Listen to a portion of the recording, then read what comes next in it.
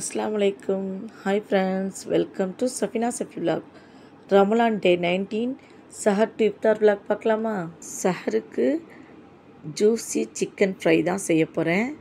இஃப்தாருக்கு chapati potato kurma தான் செய்ய போகிறேன். வீடியோவை ஸ்கிப் பண்ணாமல் பாருங்கள்.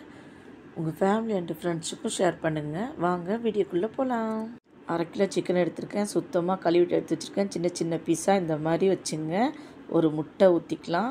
இஞ்சி பூண்டு பேஸ்ட் 1 ஸ்பூன், உப்பு 1 ஸ்பூன், மிளகாய்த்தூள் 1 ஸ்பூன், மிளகுத்தூள் 1 ஸ்பூன், மசாலா 1 ஸ்பூன் போட்டு சோயா சாஸ் 1 ஸ்பூன் ஊற்றிக்கலாம். 1 லெமன் ஊற்றிக்கலாம்.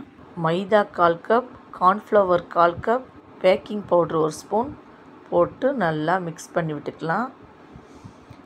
எல்லாத்தையும் சேர்த்து நல்லா மிக்ஸ் பண்ணணும். இப்போ நல்லா மிக்ஸ் பண்ணியாச்சு பாருங்கள்.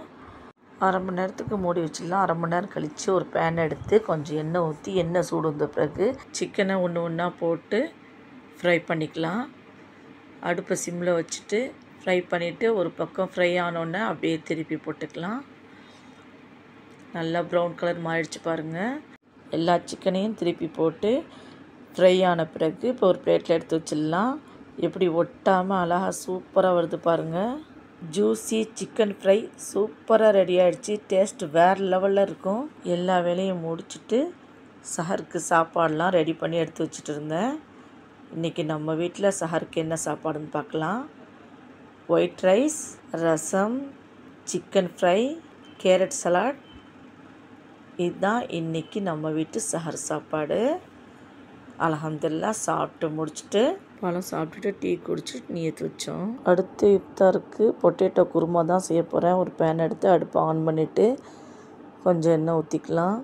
எண்ணெய் சூடு வந்த பிறகு 2 பட்டை, 2 கிராம்பு, 2 ஏலக்காய் போட்டு 1 ஸ்பூன் ஜீரகம் போட்டு லைட்டாக வறுத்துட்டு ஒரு வெங்காயம் சின்ன சின்னதாக கட் பண்ணி வச்சுருக்கேன். அதையும் போட்டு நல்லா வதக்கிக்கலாம். வெங்காயம் நல்லா வதங்கின பிறகு இஞ்சி பூண்டு பேஸ்ட்டு 1 ஸ்பூன் போட்டு வதக்கிட்டு 1 ஸ்பூன் உப்பு போட்டு நல்லா வதக்கணும். நல்லா வதங்கின பிறகு ஒரு தக்காளி சின்ன சின்னதாக கட் பண்ணி வச்சுருக்கேன். அதையும் போட்டு நல்லா வதக்கிக்கலாம். 1/4 கிலோ உருளைக்கிழங்கு கட் பண்ணி வச்சுருக்கேன். இந்த மாதிரி சின்ன சின்ன பீஸாக கட் பண்ணி அதையும் போட்டு நல்லா வதக்கணும். நல்லா வதங்கின பிறகு மசாலா போட்டுக்கலாம். மஞ்சத்தூள் 1/2 டீஸ்பூன், மிளகாத்தூள் 1 ஸ்பூன் போட்டு நல்லா மிக்ஸ் பண்ணி விடணும். நல்லா மிக்ஸ் பண்ணிவிட்டு கொஞ்சமாக தண்ணி ஊற்றி நல்லா கலந்து விட்டு மூடியை போட்டு வேக வச்சிடலாம். தேங்காய் பூ 1/2 கப் திருவி வச்சுருக்கேன். அதை மிக்சியில் போட்டு 5 முந்திரி பருப்பு போட்டு 3 பச்சை மிளகா போட்டுக்கலாம்.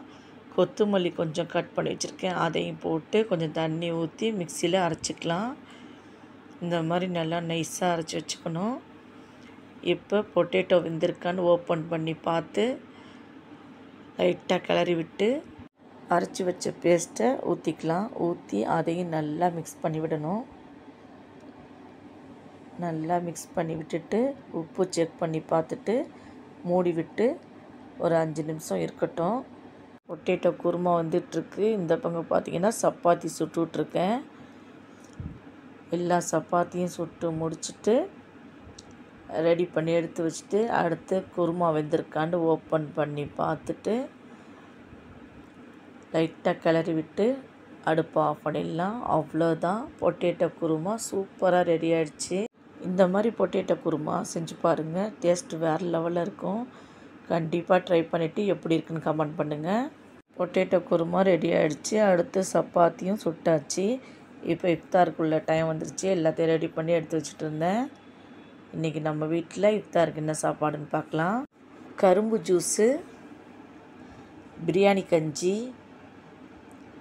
கீரை, சப்பாத்தி, பொட்டேட்டோ குருமா, ஃப்ரூட். இதுதான் இன்றைக்கி நம்ம வீட்டு இஃப்தார் சாப்பாடு.